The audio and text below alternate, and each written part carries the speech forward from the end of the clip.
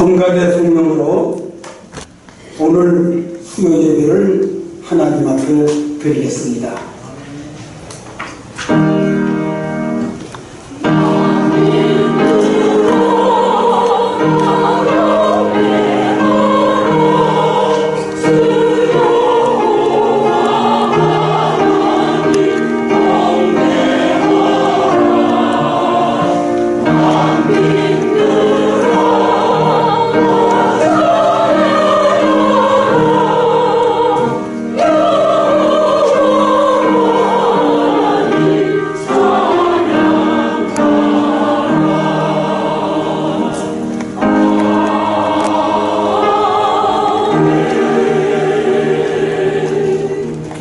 오직 여호와는 그 성전에 계시니 온 땅은 그 앞에서 잠잠할지어다.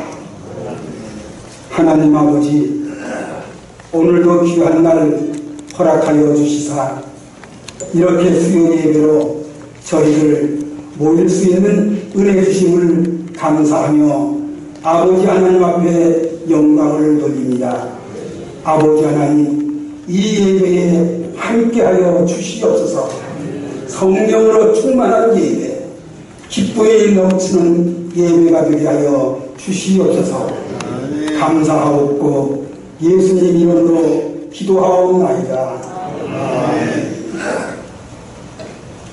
찬송가 365장.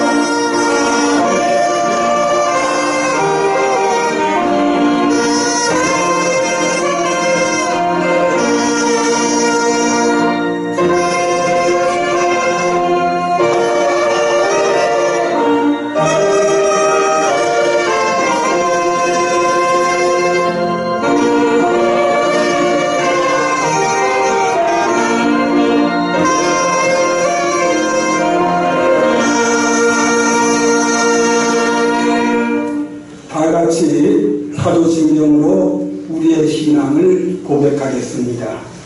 전능하사 천지를 만드신 하나님 아버지를 내가 믿사오며 그 외아들 우리 주 예수 그리스도를 믿사오니 이는 성령으로 잉태하사 동정녀 마리아에게 나시고 본디오 빌라도에게 고난을 받사 십자가에 못 박혀 죽으시고 장사한 지 사흘 만에 죽은 자 가운데서 다시 살아나시며 하늘의 보사 전능하신 하나님 편에 앉아 계시다가 저리로서 산 자와 죽은 자를 심판하러 오시리라.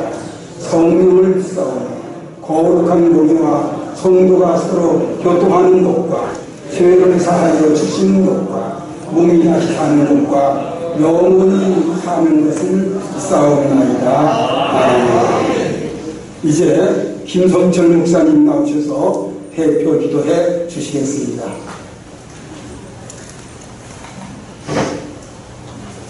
기도하겠습니다. 오늘 하나님의 은혜와 사랑으로 또 강건한 모습을 담아 하나님 앞에 나와 경배와 찬양을 올리게 됨을 진심으로 감사드립니다.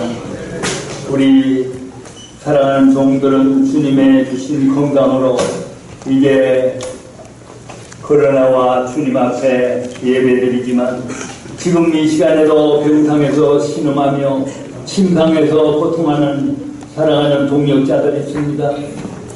이 시간 그들을 친히 찾아가 주시고 위로와 치유함을 허락해 주시기를 바랍니다.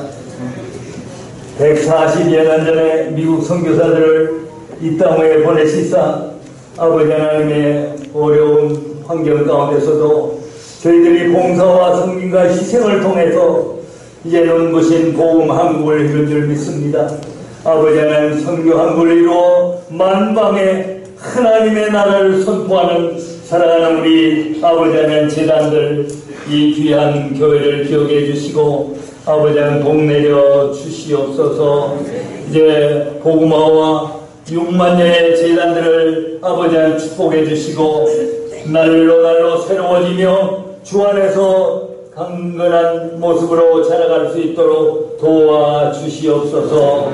아버지 하나님 이제 받은 은혜를 감당하면서 우리 이제 주 앞에 헌신하는 저희들 되게 해주시고 이제 그 헌신과 아버지 하나님 받침을 통해서 선교 복음의 역사가 아버지 이 땅 위에 도래할 수 있도록 크게 이루어질 수 있도록 도와주시기를 바라옵나이다. 아버지 하나님 코로나와 팬데믹의 그 영향으로 이렇게 세잔해진 우리 영혼들 아버지 하나님 저 마음들을 찾아가 주셔서 성령을 일으켜 주옵시고 다시는 믿음의 삶이 위약해지지 않도록 주여 저들을 새롭게 해주시기를 바랍니다. 이제는 동과 서가 하나가 되게 하시고 남과 북이 하나가 되어서 정말 명실공히 경제, 사회, 문화 모든 일의 중추적 역할을 감당하는 아버지 선교 한국이 되게 주시기를 간절히 바라옵나이다. 기독교 지도자들을 하나로 묶어주시고 이제 아버지 하나님 또한 저들의 마음들을 새롭게 해주시사 정말로 섬기는 마음 아버지 하나님 주님 앞에 겸허하게 허리를 묶는 마음이 되게 해주시기를 바랍니다. 우리의 나라를 이끌어가는 우리 대통령을 비롯해서 위정자들에게 지혜와 명철을 주시고 또한 용단을 허락해 주시기를 바랍니다. 아버지 국민을 의식하면서 국민을 앞세워 저들이 마음을 열어 이 나라를 이끌어가게 해주시고 아버지 모두를 축복해 주시기를 간절히 바라옵나이다. 이제 우리의 노래의 삶도 아버지 주님께 맡겼사오니 이제 모세와 같이 칼렙과 같이 더욱 강건하여 이제 우리를 따르는 어린 성도들과 후학들을 선도하는 데 부족함이 없도록 저들의 아버지 본이 되게 해주시고 날로 아버지 우리의 마음과 건강이 새로워지게 해 주시기를 간절히 바랍니다. 여호와 하나님 아버지 빨리 복음 통일이 당겨지게 해주시고 한반도의 복음의 역사가 새로워지며 하나님의 역사 위에 창궐하게 이 복음을 만방에 증가할 수 있도록 이 한국과 우리 이 민족 우리 기독교를 아버지 흉일하게 채워주시기를 간절히 바란다. 온 세계에 아버지 하나님 나가 선교하는 우리 선교사들 함께 해주시고 저들이 한 마음으로 한 뜻으로 아버지 하나님 하나님을 증거하며 많은 열매를 맺게 해 주시옵소서. 오늘 모든 순서 진행을 주께서 오로지 주관해 주시기를 바라옵고, 성가대 사회 모든 총망라에 아버지 하나님의 은혜가 넘쳐나게 해 주시기를 바라옵고, 아버지 우리를 위해서 이 땅에 돌아가신 예수 그리스도 이름으로 간절히 기도하옵나이다. 아멘.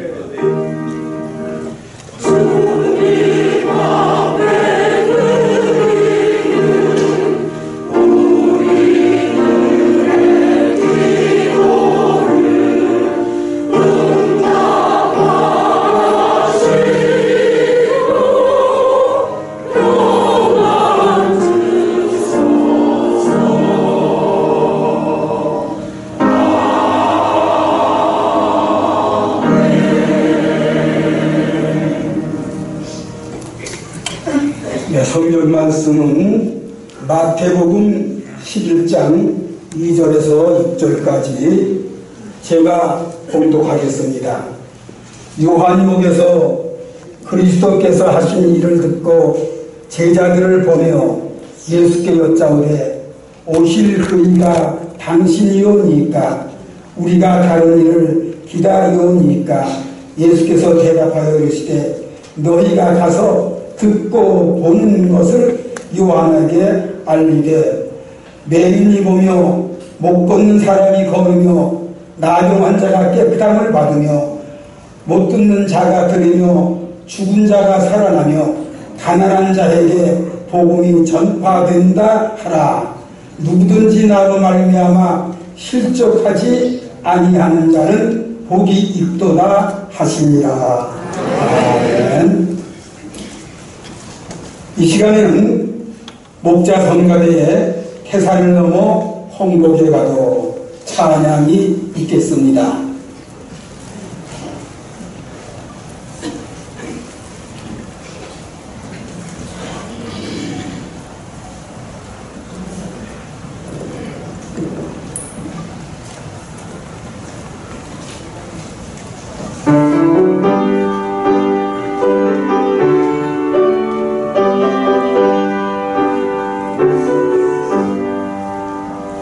태산을 넘어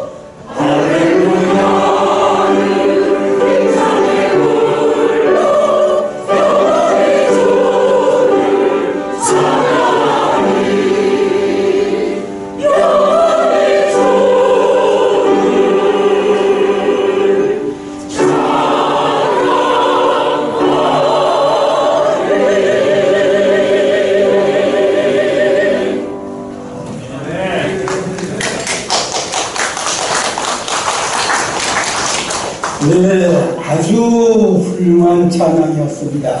우리 다 같이 큰 소리로 박수 쳐서 격려를 드리겠습니다.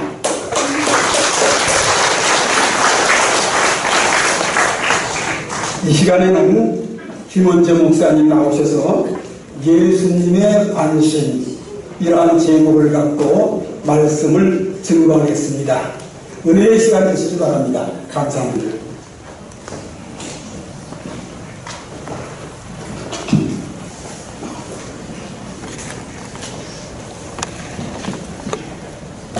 네, 평소에 늘 존경하고 또 설교의 대가이신 여러분들의 말씀을 통해서 제가 큰 은혜를 받고 늘 힘을 얻으면서 살았는데, 어느 날 제게 카톡으로 문자가 오기를 7월 6일 날 설교 부탁합니다. 그래서 너무 감격스럽고 너무 또 영광스러워서 두 말도 없이 그냥 알겠습니다 그렇게 생각하니까, 이거 참 잘못 생각했구나. 다 설교의 대가들이시고 목회에 성공하신 존경하는 분들인데 이런 눈앞에서 내가 무슨 설교를 하는가, 염려를 많이 하면서 기도했습니다. 또 오늘 아니라고 그래서 다행이다 생각하고 이제 못합니다. 또 오늘 하라고 그래서 제가 이렇게 하게 됐는데, 제가 목사님들 앞에서 은혜 받으십시오 하겠습니까? 이거를 좀 깨달으십시오 하겠습니까? 또 이렇게 사십시오 하고 권면을 드리겠습니까? 저는 아무것도 할 수 없는 가장 나약한 사람인데, 주어진 시간이 설교 시간이니까, 또 길게 하면 기도 시간이 줄어드니까 그냥 간단하게 말씀 전하기로 그렇게 마음 먹었습니다. 오늘 은혜로운 찬양해 주신 우리 찬양대 목사님 사모님들 모두 감사드리고요. 또 항상 악기를 가지고 수고하시는 분들 진심으로 감사합니다. 피아노 반주해 주신 분 너무 감사하고, 이 예배를 주관하시고 이끄시는 분들에게 진심으로 감사를 드립니다. 설교 전에 이런 말씀 드리는 게 실례인 줄 알지만은, 저는 목회하면서 제일 무서운 분들이 목사님들이었어요. 목사님이 제일 무서웠습니다. 그 얘기는 뭐냐면, 제가 전도사로 오랜 동안 있다가 목사 안수를 받고 처음으로 결혼을 해서 한 1년 동안 그 사람은 병원에 근무했고 저는 혼자 목회를 하고 있었는데, 마침 어느 면소재직 교회에 교회가 하나 소개가 돼서 두네가 이제 합쳐서 설립을 하기로 하고 거기 이사를 가게 됐습니다. 가기 전에 저는 물어봤어요. 당회장 목사님이 어느 분이시냐 했더니, 여기 한 10월이 떨어지는 곳에 계시는 분입니다. 지금 같으면 마음대로 왔다 갔다 하지만 그때는 그저 걸어서 산국길 다녀야 하는데, 그때 제가 교인들 보고 물었습니다. 내가 당회장 목사님에게 가서 인사를 드려야 되고 또 허락을 받아야 됩니다 그랬더니, 우리 집사님들이 권사님들이 뭐라나, 목사님한테 다 말씀드렸습니다. 그냥 목사님 와서 목회만 하시면 된다고 그랬습니다. 그래서 그냥 무턱대고 참 기쁜 마음으로 기대를 가지고 이사를 갔잖아요. 이사 가던 첫날 저녁에 저녁 때가 됐는데 당회장 목사님이 시오리길을 걸어서 오셨어요. 오시더니 막 인상을 쓰시면서 누구 마음대로 여기 왔느냐고, 당장 보따리 싸간 이사가, 이게 두네가 처음 제 살림을 차릴 판인데 목사님 오셔서 막 호통을 치면서 누가 마음대로 여기서 왔느냐고, 당장 보따리 싸가지고 올 제 이사가, 제가 돈이 있습니까? 살 곳이 있습니까? 어디로 이사를 가라는 얘기예요.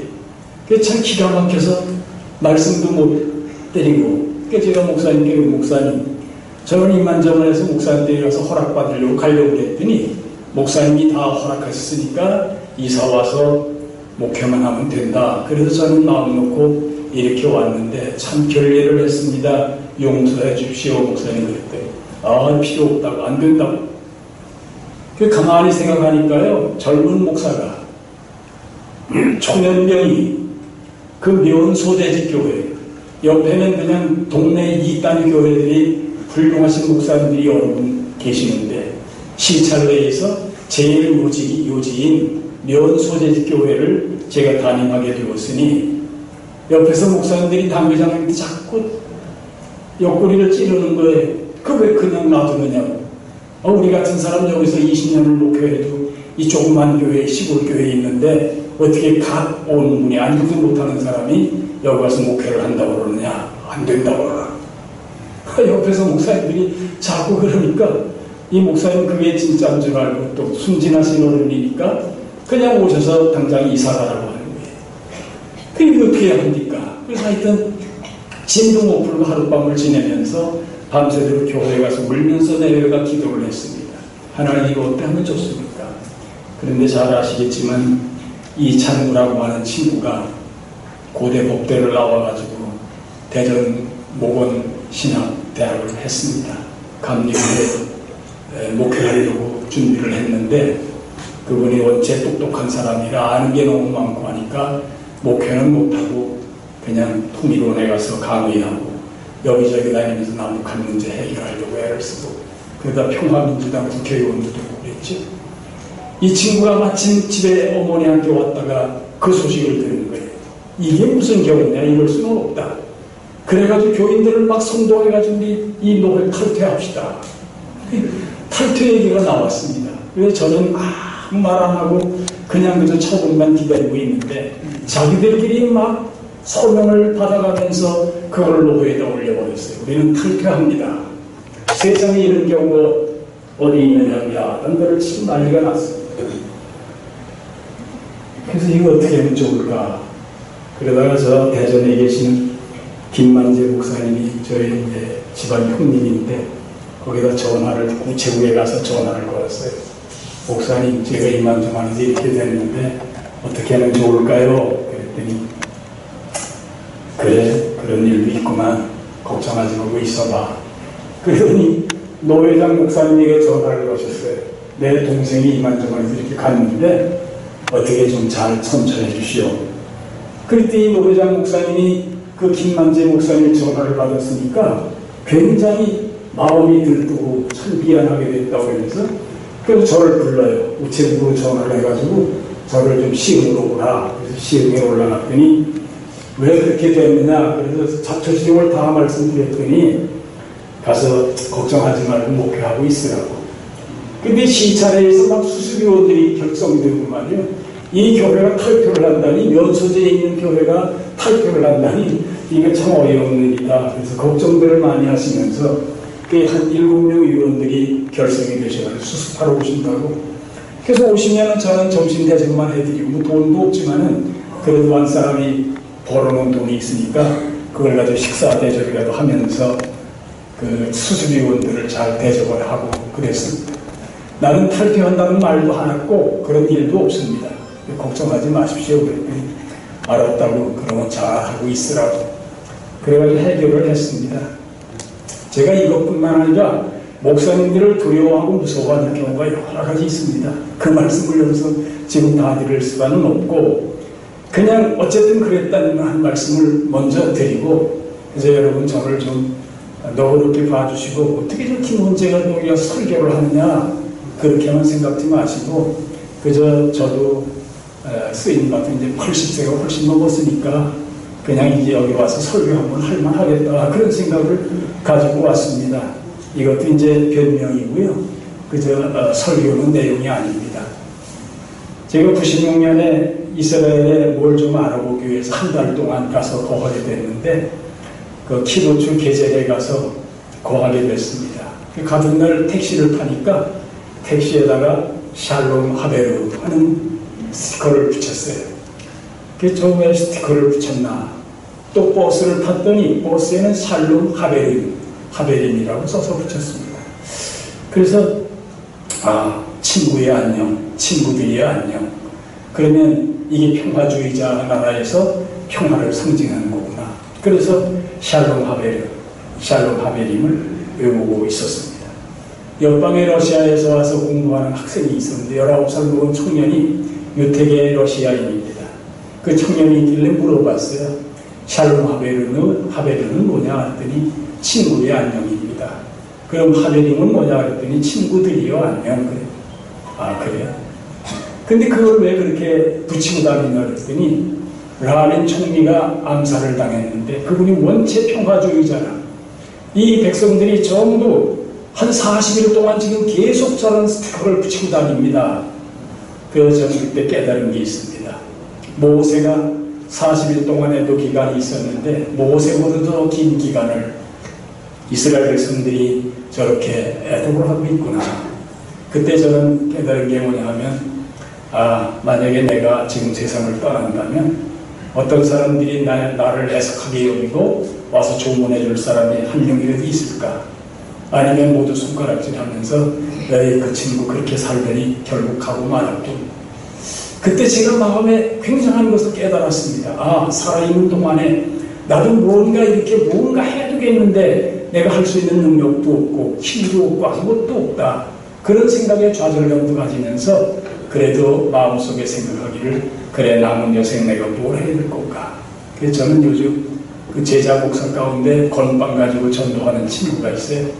저 오산, 천안, 당진, 또 송탄, 평택 이런 장날마다 쫓아다니면서 건빵을 그냥 한 차씩 싣고 다니면서 택시 기사들 만나는 시장의 사람들에게 전도를 열심히 하는 친구가 있습니다. 이 친구가 저보고 그래 목사님 제가 건빵을 좀 보내드릴 테니까 전도하시면 어떨까요? 그거 좋겠다고. 그래서 건빵에다가 그걸 300개 들은 한 박스를 보내. 그거 가지고 안 되니까 그 다음에 5박스씩 보내. 그럼 어디 싸놓을 때도 없는데 준비할 새도 없는데 그래도 열심히 해야지 어떻게 합니까?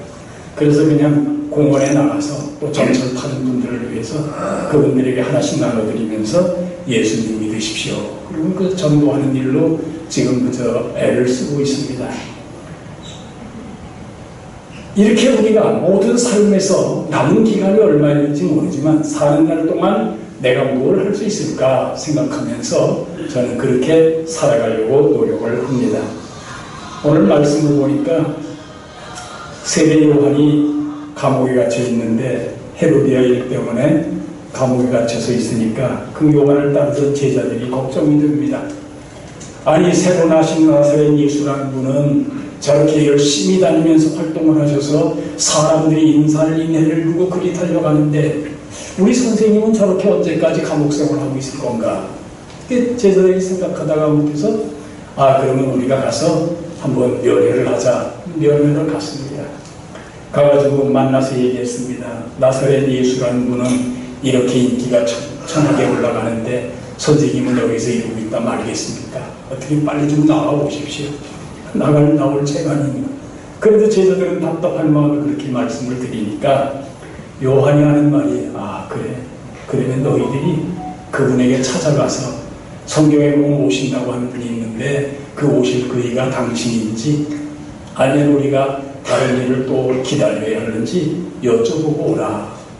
그래서 제자들이 알겠습니다. 그러면 예수님을 찾아가 보니까 사람들이 막 줄을 지어서 찾아가는데 거기 따라가 보니까 예수님이 계시죠. 말씀을 전거하고 계시고 보리떡 5개 물고기 2마리 가지고 5,000명을 실컷 떼물 먹기도 12강주기에 그 부스러기를 거두어 모으지요. 또 가서 가만히 앉아서 예수님 만날 시간이 없어서 앉아 들어봤더니 병자들을 고치기 시작하는데요. 앞을 못 보는 사람들이 앞을 보고 또 앉은 데에 걷지 못하는 사람들이 걸고 나병 환자들이 깨끗함을 받고 또 못 듣는 자가 듣고 그리고 죽은 자가 살아나고 가난한 자에게 복음이 전파되는 것을 보았습니다. 거기에 모인 많은 가난한 사람들이 하늘나라의 메시지를 받고 있는 것을 그들이 실제로 보았습니다. 그래서 이분이 두말할 것 없이 우리 스승이 기다리던 바로 그 메시아이구나. 얼른 그들은 깨달을 수가 있었습니다. 그럼 예수님이 세상에 오실 때 이런 관심을 가지고 오셨습니까? 아예 가지고 오셨습니다. 와서 살아보니까 이런 일에 대해서 관심을 가져야 되겠다고 가지신 게 아니고 아예 이 세상에 오실 때 예언자로 오셨습니다. 그래서 예언자의 관심은 어떤 겁니까? 오늘 은퇴하신 목사님, 원로 목사님들이 모두가 다 우리도 남은 생애에 사람의 생명을 귀하게 여기되 천하를 주어도 바꿀 수 없는 인간의 생명이라는 것을 깨우쳐주는 예언자적인 사명을 감당하셔야 되지 않겠나 그런 생각을 합니다. 그런데 오늘 세상살이 보니까 사람들이 돈 몇 푼 얻기 위해서 사람들을 무참히 죽여버리지. 또 자기들의 어떤 그 조금만 불평불만이 있으면 그걸 해결하지 못하고 스스로 물에 빠져 죽지를 않나, 차를 몰고 들어가 죽지를 않나. 사람들이 사람의 생명을 소중한 줄을 모르고 살아갑니다. 이런 세상에 오늘 우리가 할 수 있는 일이, 관심을 가져야 될 일이 무엇이냐? 바로 예언자 쪽은 사명, 예수님이 가셨던 관심처럼 나도 사람의 생명을 살리는 일에 온 힘을 기울여야겠다는 생각을 늘 가지게 됩니다. 예언자로서의 관심이 있고, 이른 양 한 마리를 찾기 위해서 나머지 99마리 양을 놔두고 한 마리를 찾기 위해서 얼마나 고생하고 그 양을 부둥지 않고 찾아가지고 와서 잔치를 벌리지 않습니까? 한 마리 잃었던 양 찾았다고 그 소중한 거 아닐 텐데, 그런데 그 잃은 양 찾았다고 기뻐하며 잔치를 벌리지 않습니까? 한 드라크마를 여인이 잃어버렸는데 그걸 찾기 위해서 온 등불을 펴들고 뜰알을 다 주서 잃었던 한 드라크마를 찾아내니까 기뻐가지고 어쩔 줄 몰라합니다. 천하보다 귀한 인간의 생명이라고 예수님 말씀하시고 그것을 위해서 예언자적인 사명을 감당하셨습니다. 그래서 바로 오늘 말씀에 오실 그이가 당신입니까? 아니면 우리가 다른 일을 또 기다려야 합니까? 하고 물어봅니다. 요한은 종말적인 심판을 베푸시기 위해서 오실 그이를 특히 강조하고 있습니다. 오실 그이는 분명히 종말 심판자로 오십니다. 그런데 오신 그이는 정의와 심판과 구원 대신에 오히려 은혜와 긍휼을 더 많이 베푸셨기 때문에 요한 의구심이 생겨 제자들을 예수님께로 보내게 되었습니다. 메시아의 초림과 재림이 갖는 의미의 차이를 일시적으로 깨닫지 못한 요한의 모습을 볼 수도 있고, 또 제자들이 와서 의아심을 가지고 물어보니까 그럼 너희들이 실제로 가서 그분을 만나봐라. 그러면 너희들이 그분이 바로 오실 그의 메시아라는 사실을 쉽게 깨달을 수 있을 것이다. 하나의 교육 방법으로 그렇게 했는지도 모릅니다. 어쨌든 예수님은 선지자, 예언자의 관심을 가지고 이 세상에 오셔서 사람들이 천하를 주고도 바꿀 수 없는 생명의 소중함을 깨우쳐 주신 일이라 생각됩니다. 그 다음에 제사장이셨습니다. 대제사장이셨어요. 사람들이 죄로 인하여 사람답게 살지 못하고 있습니다. 죄에 얽매여서 희망도 없이 하루하루 그렇게 살아가고 있습니다. 이런 사람들을 위해서 한 번의 십자가에 달려 피 흘려 돌아가심으로 영원한 죄사함을 받게 하셨습니다. 죄사함 받은 사람들이 인간다운 삶을 삽니다. 하나님의 형상을 닮아 그 회복한 것이 인간다운 삶을 살아가는 것입니다. 세상의 죄를 해결하지 못하고 세상 떠난 분들이 얼마나 많이 있습니까? 마지막을 보면서 의사들이 하는 말입니다. 아, 이분은 예수님 믿으신 분이구나. 이분은 예수님을 모르는 분이구나. 돌아가시는 모습을 보면서 임종 때에 그게 나타난다고 말합니다. 그래서 많은 의사 선생님들이 교회로 돌아와 예수 믿고 구원받는 일을 이룬다고 하는 것입니다. 제가 목회하던 곳에 교회 예배당에 한 50m 떨어진 곳에 할머니 한 분이 혼자 살고 계셨어요. 그래서 이 어른이 저를 아침 저녁으로 내리면서 제가 인사를 드리고 문안을 드렸습니다. 근데 마침 그 혼자 있는 딸이 서울영락교회에 첫대 서리 집사가 됐습니다. 너무 감격스러우니까 이 기쁨을 어떻게 할까? 아, 시골에 계신 어머니에 가서 내가 이 기쁨을 나눠야 되겠다. 그래서 한복 한 벌 싹 해가지고 공신한길에 사가지고 핸드백 하나 사가지고 그리고 어머니를 찾아왔습니다. 그날 마침 수요일이었는데 좀 있다 보니까 예배당에 불을 호원하게 호약불이잖아요. 호약불. 그걸 켜놓고 있는데 누가 우리 예배당은 장지문이었습니다. 드르륵 열리고 드르륵 닫히는 문인데 누가 드르륵 열고 들어와요. 우리 권사님 한 분이 장로님 부인이었었는데 아주 설치는 권사님입니다. 그분 없으면 교회가 안 돼요. 근데 이분이 착 보더니 하더니 앞에 있다가 말고 뒤로 쏙 나가더니 아이 할머니 웬일이요? 할머니 웬일이요? 그래서 그냥 반가워가지고 어쩔 줄 몰라. 왜 그러냐 하면 바로 예배당하고 50m밖에 안 떨어져 있지만 항상 교회와는 등을 지고 사는 사람, 예수 믿는 사람들하고 등을 지고 사는 할머니였거든요. 이 할머니가 예배당 문을 들어오니까 우리 권사님이 얼마나 반가웠던지 그냥 쫓아나가서 부둥켜 안고 할머니가 어쩐 일이냐. 그 예배 마친 다음에 저하고 같이 이렇게 쭉 둘러앉았습니다. 앉아가지고 할머니 그렇게 인사를 드려도 인사도 안 받고 픽픽거리시더니 오늘 웬일로 교회 오셨습니까? 아유 미안합니다. 우리 딸이 오늘 마침 와가지고 날 보고 가고 교회 가자고 그래서 할 수 없이 교회 와봤습니다. 와봤다는 거예요. 그래 이제 정이 들어가지고 예수 믿기 시작을 했는데 제가 한 3km 떨어진 지역에 신방을 가게 됐습니다. 아침에 그 권사님들하고 가는데 그 할머니가 느닷없이 나오더니 정말 목사님 어디 가셔요? 그래서 나 신방 가는 길이에요. 아침 잡수였어요. 그랬더니 그랬대. 그 신방인가 뭔가 하면 난 좀 따르면 안 되냐? 가시면 좋지요. 얼른 나오세요. 그랬더니 나 세수 좀 하고요. 그 얼굴에 뭐 단돌로 세수를 하고 뭘 찍어 발랐는지 금방 기다리는 동안에 옷 차려입고 딸이 사주는 그 한복 입고 공신 신고 그리고 핸드박 들고 그리고 나오셨어요. 그래서 이제 슬슬 가면서 살살 놀리는 거지, 약을 올리는 거지. 진작 예수를 믿었으면 얼마나 좋았겠나. 왜 그동안 그렇게 교회하고 원수지간처럼 지내셨어요? 그래가면서 그냥 반 농담 반 진담해가면서 모시고 갑니다. 한 3km쯤 떨어졌으니까 나는 그 할머니 의식을 잘 못하고 우리 권사님들하고 팔팔하니까 그냥 조금 부지런히 가는 편인데 이분은 뒤에 찾아가서 천천히 오시는 거예요. 그 참 내가 아니구나. 그리고 다시 뒤돌아가서 그 할머니 모시고 왔습니다. 2집, 3집을 신방으로 나왔는데 4번째 집을 가니까 모퉁이를 하나 돌아가야 되는데 이 할머니가 안 보이는 거예요. 하도 이상해서 웬일인가 하고 기다렸는데 안 오셔. 그래서 되돌아가서 가보니까 신방한 집사님네 집 앞에 걸음더미가 이렇게 있는데 그 앞에 저 뒤에 돌아가서 그냥 통곡을 하고 계시는 거예요. 아이고 내가 왜 이 좋은 예수 진작 모르고 지금까지 살아왔나. 그 다리를 두드리면서 통곡을 하고 계시니 억울하다. 분해 주겠다. 그래서 내가 얼른 내가 잘못했구나.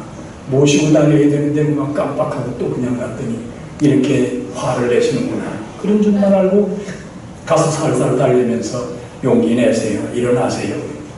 그래서 그런 게 아니라 내가 지금 조금 걸으면 다리가 삐걱거리고 아파가지고 더 이상 걷기가 힘드는데 하필 이런 때에 예수를 믿게 됐고 내가 이렇게 좋은 분들을 만나서 함께 살게 된 게 너무 감격스럽고 너무 후회스러워 그런다. 다리를 치면서 통곡을 하고 오시는 거예요. 제가 그때 깨달은 바가 있습니다. 그래 천하를 죽고도 바꿀 수 없는 생명인간이 살되 육신상 건강한 몸으로 영육간에 부유하게 풍요롭게 하나님이 주시는 축복을 다 누리며 살아야 되겠다. 이 지나간 다음에 다리를 때리면서 후회하고 통곡한들 모습이 있겠어요. 그래서 저는 젊은이들과 함께 어울릴 때는 이런 얘기를 꼭 합니다. 여러분들이 힘이 있을 때 뭔가 물질이라도 가지고 있을 때 그것을 가지고 하나님 영광을 위해 살도록 힘쓰라. 오늘 우리 목사님들 다 공감하십니다. 참 날씨가 무척 더워요 오늘. 그런데 전철 안이나 승용차 안에만 좀 시원하지 밖에는 나오고 그냥 찌는 더위에 이렇게 여러분들 오셔서 함께 예배드리면 얼마나 감격스럽고 귀한지 모릅니다. 제가 감히 이런 어른들 앞에서 설교를 한다는 것이 너무 감격스럽고 너무 참 감사할 일입니다. 끝으로 왕으로 제사장으로 왕으로 주님으로 우리 예수님은 관심을 가지고 세상에 오셨습니다. 만왕의 왕이십니다. 만왕의 왕. 그래서 6절 말씀에 누구든지 나로 말미암아 실족하지 않은 자는 복이 있도다. 왜 예수님께 때문에 실족을 합니까? 예수님이 저렇게 훌륭하신 분, 막 먹을 것도 나눠주시고 복음을 전파하고 저렇게 물불 안 가리며 열심히 하시는데 마지막을 보니까 이분이 맥없이 십자가에 달려 돌아가시잖아요. 피를 흘리시지 않습니까? 제자들이 다 떠나가지 않습니까? 사람들이 실족 안 할 수가 있나요? 그 훌륭하신 분, 그 유명하신 분이 저렇게 맥없이 십자가에 달려 돌아가시다. 아니, 하늘을 향한 명령만 한번 하면은 그냥 십자가 다 없어지고 건강하게 뛰쳐나오실 텐데 저렇게 맥없이 돌아가시나. 그러니까 사람들이 실족할 수밖에 없죠. 저희 교회에 권사님 한 분이 서울에서 이사를 오셨는데 이분이 그냥 시간을 정해놓고 하루에 3번씩 꼭 예배당에 와서 기도를 하십니다. 그리고 사람들에게 열심히 전도도 해요.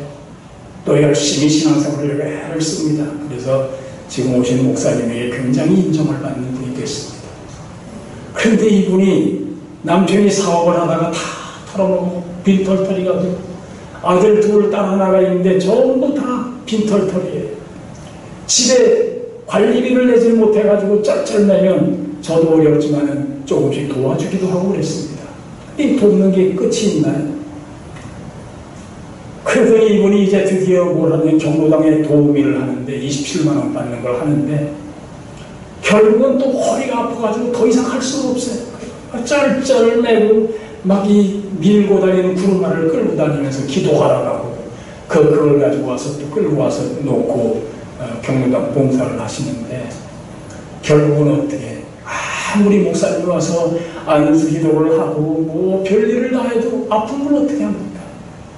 그러더니 결국에는 뭐라고 하냐, 병원에 가겠다고. 그래서 강남에 있는 우리들 병원인가 어디 가가지고 요즘 수술을 하고 나왔는데 그분이 자꾸 앉아서 통곡을 하고 오는 거예요. 하나님, 저 때문에 하나님 영광 가릴까봐 겁납니다.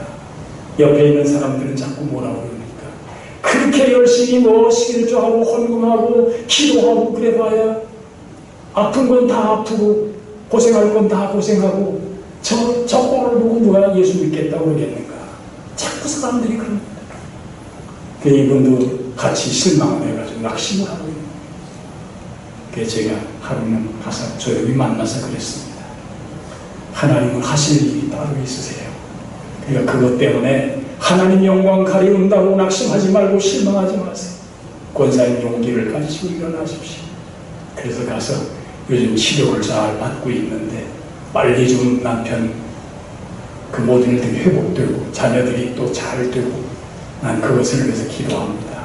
뭐 잘 된다는 것이 물질적으로만 잘 되는 게 문제가 아니고 그들도 예수 그리스도를 구주로 영접하여 믿음 안에 살게 되는 것, 이것이 권사님에게 주어진 사명만 일는지 모릅니다. 그래서 낙심하지 말고 우리 같이 기도합시다. 그러곤 합니다.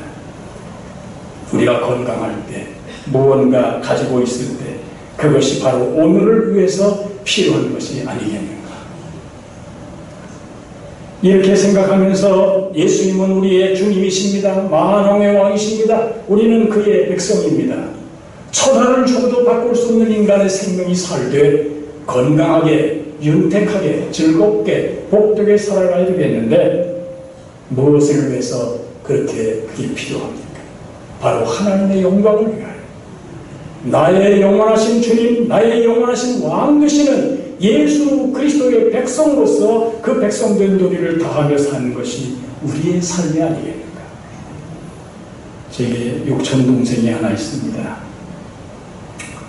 그 당숙모가 시장에서 닭 잡아온 거 갖다 팔고 쭈구리 들고 앉아가지고 고생하면서 미국에 유학을 보냈습니다. 아들.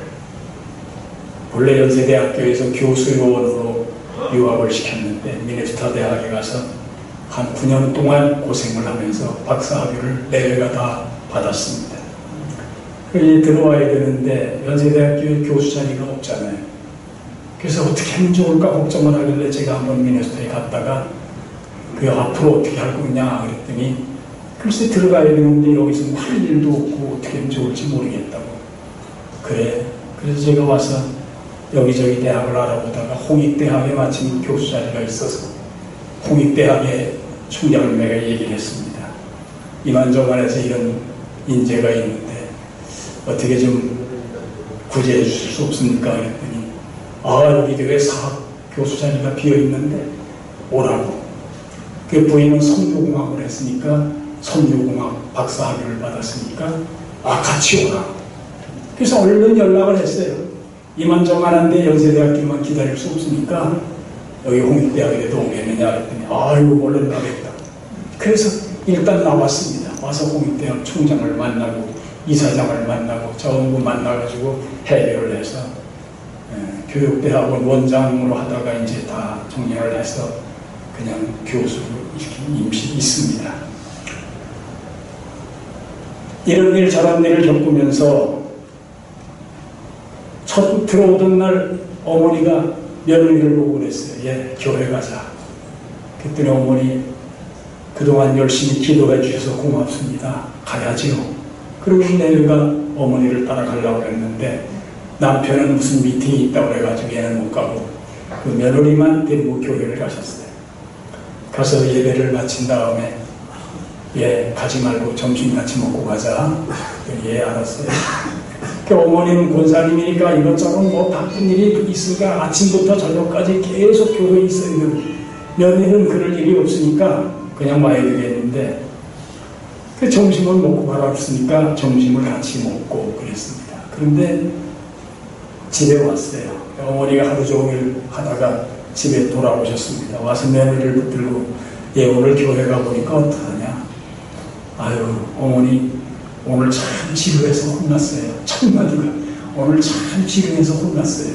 왜 그러니까 복도에서 보니까 너도 다 반갑다고 그냥 그런데 자기 보고는 아는 척하는 사람도 하나도 없고 또 예배당에 들어갔더니 누구 자리 다 맡아놓고 자기는 앉을 자리도 마땅치 않다. 그래서 그냥 뒤에서 아무데 제일 뒷자리에 앉아서 예배 드렸습니다. 식당에 가봤더니 뭐 구미구미 앉아가지고 서로 뭐 희덕거리고 하는데 자기는 앉아서 밥 먹을 자리도 없는 거예요. 아유, 어머니 오늘 내가 아주 지루했어요. 그리고 목사님 설교는 왜 이렇게 지루합니까? 왜 이렇게 고루한 말씀만 하십니까? 이런 거 저런 거 자꾸 피곤하니까 어머니가 한참 듣다 말고 너 참 오늘 짧은 시간에 많은 걸 보았구나. 참 많은 걸 보았구나. 나는 지금까지 주님만 보고 다녔단다. 나는 주님만 보고 오직 주님만 바라보며 교회 생활했단다. 그렇게 말씀을 합니다. 오늘 우리 올로 목사님들 힘든 일도 있으시지만 즐거운 일만 있는 게 아니죠. 그러니까 주님만 보시면서 예수님이 우리의 예언자로 가시던 관심 우리가 가지고 제사장으로 가셨던 관심 우리가 가지고 왕으로 주님으로서의 관심 그의 백성들 우리가 대신 거기에 대한 관심을 가지고 우리 살아있는 동안 하나님의 영광을 위하여 하나님의 뜻을 이루기 위하여 더 힘쓰고 애쓰는 우리의 남은 여생이 되시기를 기도합니다. 하나님 감사합니다. 미련한 종이지만 주의 말씀을 배워있게 하셨는데 우리 마음속에 새길 말씀이 있으면 우리가 잘 새기고 주님처럼 우리도 살아가게 해 주시옵소서. 세상 끝날까지 주님만 바라보며 주님 영광 외에 그의 백성된 도리를 다하며 살아가도록 영과 영의 건강을 더해 주시고 마음의 평안과 즐거움들을 주시고 우리의 삶이 복되고 윤탁하게 지켜 주시옵소서. 예수님 이름으로 기도하옵나이다. 아멘.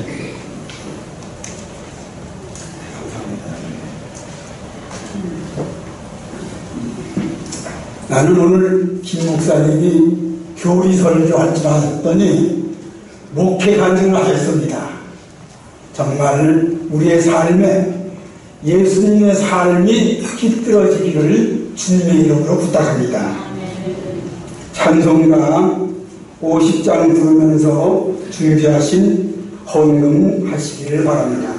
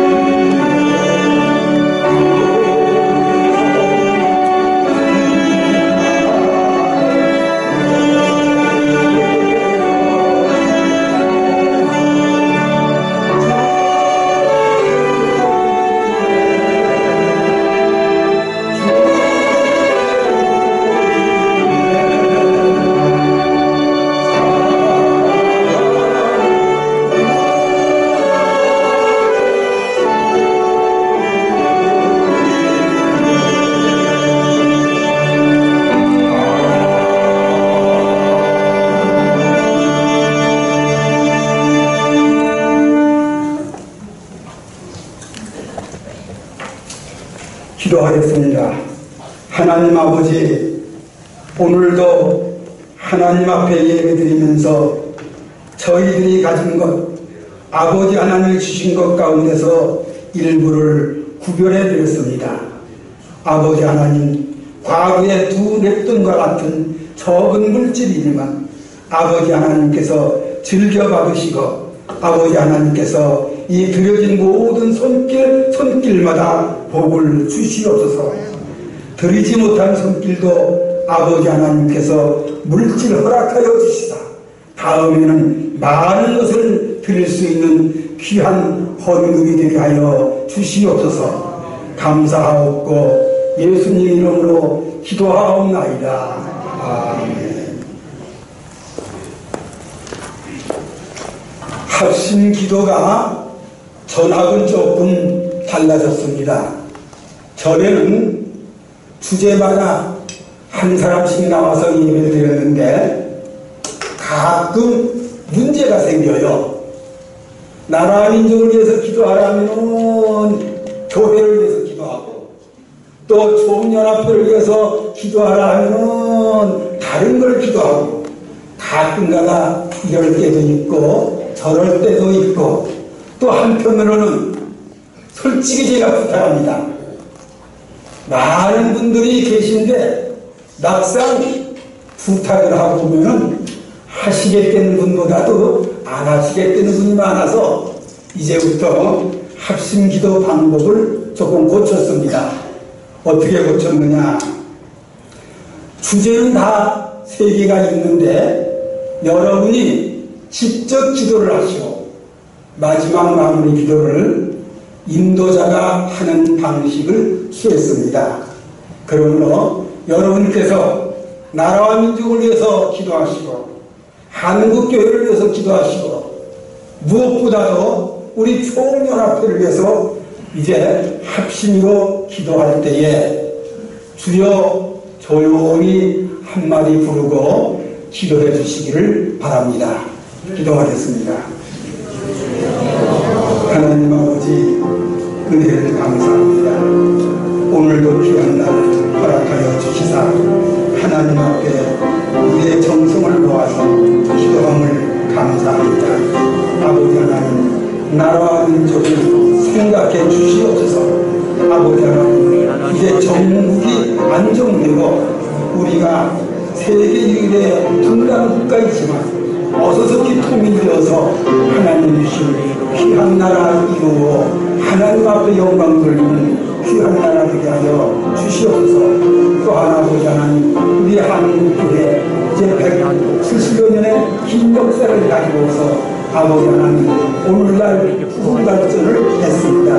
이제야말로 초대교회와 같이 우리가 더욱 하나님 앞에 영광 돌리며 오직 예수님만 생각하는 한국교회, 빛과 소금의 사명을 감당하는 한국교회 되게 하여 주시옵소서. 또 하나 아버지 하나님, 우리를 사랑하여 주시사 올로 목사님들을 위해서 총연합회 이루어주심을 지어 감사합니다. 아버지 하나님, 이 총연합회가 한국 사회와 한국교회에 꼭 필요한 단체가 되게 하여 주시고, 또한 올로 목사님들을 돕는 귀한 단체 되게 하여 주시고, 아버지 하나님, 지금은 연약하지만 아버지 하나님께서 이제 더욱 함께 하여 주시라 부흥 발전시켜 주시옵소서. 그리하여 아버지 하나님, 이 나라 이민족에게 정말 귀한 올로 목사님들 다 되게 하여 주시옵소서. 감사하고 예수님 이름으로 기도하옵나이다.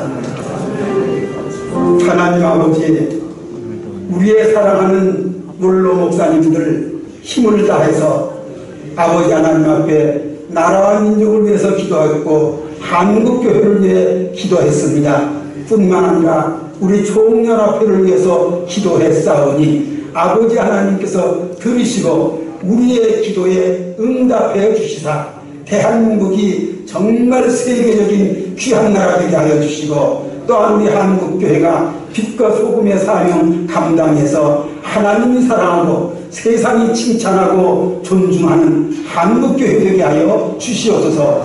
총연합회 아버지 하나님 오늘날까지 지켜주신 것 주여 감사합니다. 앞으로도 더욱더 지켜주시사 아버지 부흥 발전하게 알려주시고 아버지 하나님 앞에 영광 돌리는 귀한 원로 목사님들 단체되게 하여 주시옵소서. 감사하옵고 예수님 이름으로 기도하옵나이다. 이 시간에는 정효순 사모님 하나님의 음성을 듣고 특별 연주가 있겠습니다.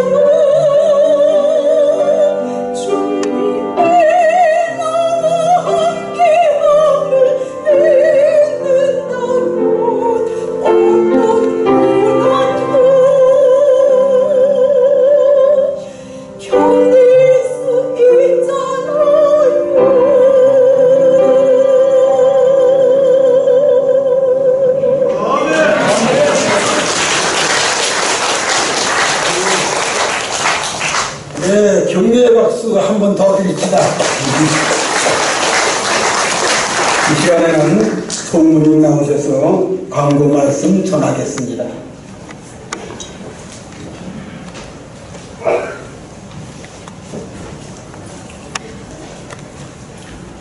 이와 같이 무더운 찜통 날씨에도 먼 각처에서 이 우리 수요 예배를 하나님께 드리기 위해서 참석하여 주신 우리 원로 목사님들, 또 사모님들, 전도사님들, 선교사님들 대단히 감사합니다. 이 원로 목사 예배는 우리가 매주 수요일 오전 10시부터 여러분이 지금 앉아 계신 이 건물에서 보고 있습니다. 여러분들 함께 예배드리기 운동에 적극적으로 참여하여 주셔서 여러분들 오실 때 여러분들의 친구 목사님들, 또 이웃에 있는 아직 우리 원로 목사교회에 안 나오시는 목사님들 같이 권만하셔서 오시면은 이 자리가 더욱 많이 모일 것으로 예상합니다. 여러분들 꼭 한 사람이 한 분씩 우리 손잡고 오시는 운동에 참여해 주시면 감사하겠습니다. 오늘 말씀을 전해주신 우리 김원재 목사님, 또 순서를 담당해 주신 모든 목사님들 대단히 감사합니다. 오늘부터는 이제 이 수요 예배가 실시간으로 중계가 됩니다. 유튜브 채널을 통해서 유튜브 방송 평생 목회 방송을 클릭하셔서 우리가 볼 수가 있습니다. 그러니까 이 방송은 우리 이창희 목사님께서 주관하시고 담당해 주셨습니다. 한번 우리 감사의 박수 한번 보내주십시오.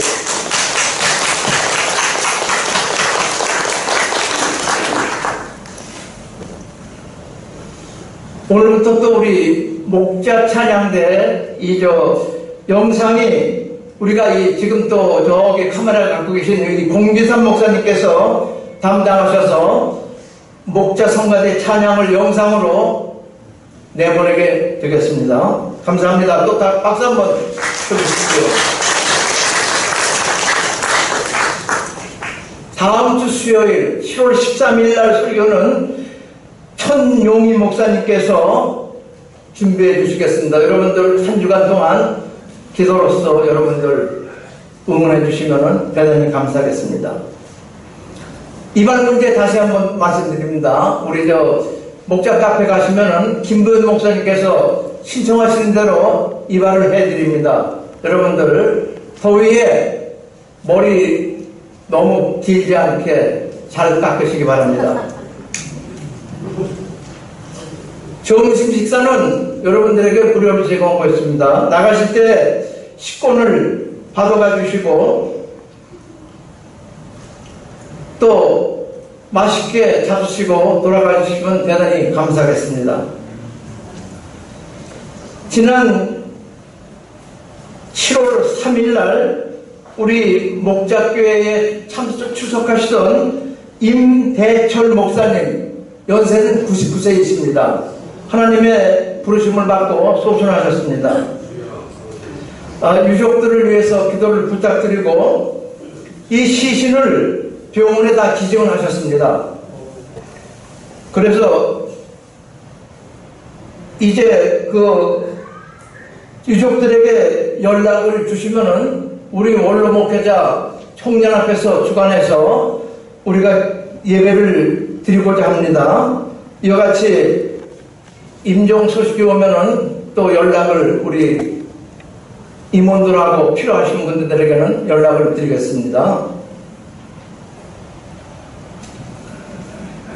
이상입니다. 감사합니다.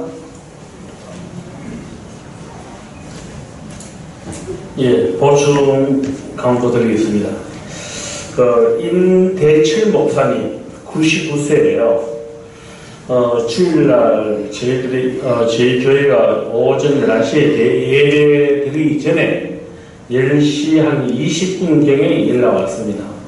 그래서 아버님이 살아 계실 때에 꼭 당부를 했답니다.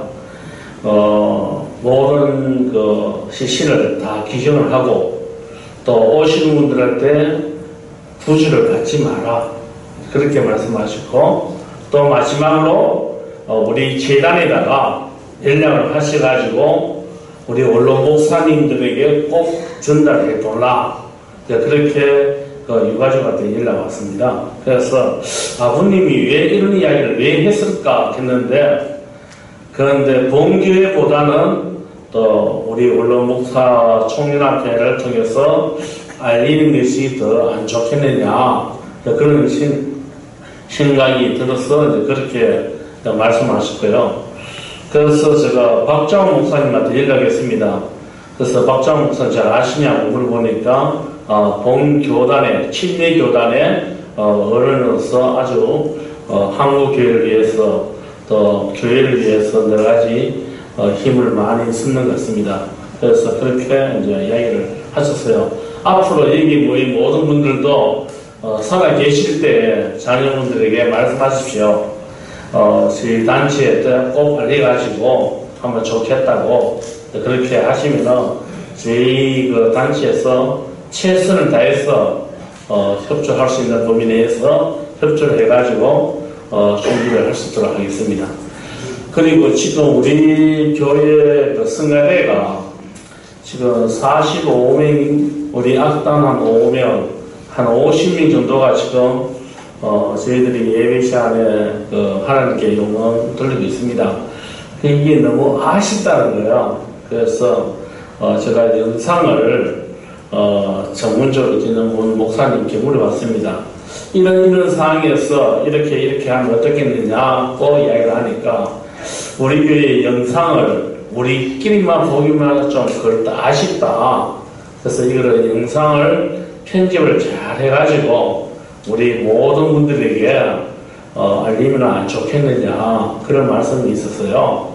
그래서 우리가 좀 전에 우리 총무께서 말씀하시는 분이 누구냐 하면은 건기상 목사님 한번 일어나 보십시오.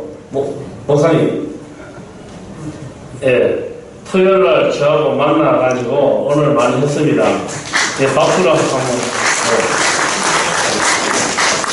영상을 한 30년 가까이 카메라를 맞추고 컴퓨터도 맞추고 편집을 굉장히 잘합니다. 그래서 좀 전에 제가 예배 시작하기 전에 찬양인도 하시는 분, 또 여기에 악기, 또 성가대 대장, 저보고 대장 맞으죠?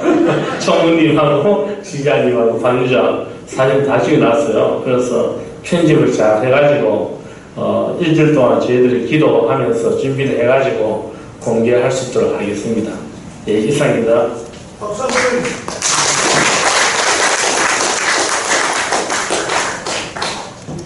네, 다 일어나셔서 찬송가 325장 1절만 부르고 우리 박장훈 목사님 축도 드리겠습니다. 325장.